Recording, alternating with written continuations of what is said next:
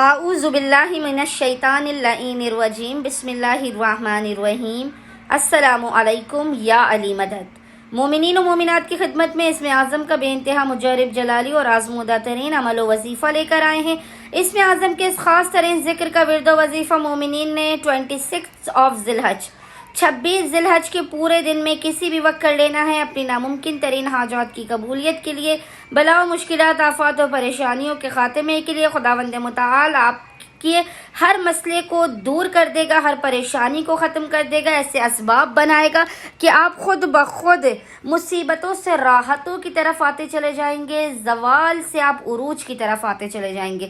مومنین نے 26 ذی الحج کے پورے دن میں کسی بھی وقت اول و آخر 3 مرتبہ 3 ٹائمز درود کے درمیان میں 99 مرتبہ 99 ٹائمز اس ذکر کی تلاوت کرنی ہے، اور وہ ذکر ہے یا مدبر الامور۔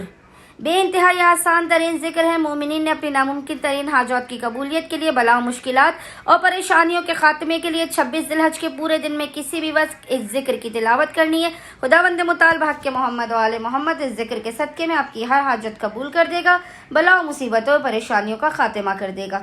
اللہم صلی علی محمد و آل محمد وعجل فراجہم اجمعین۔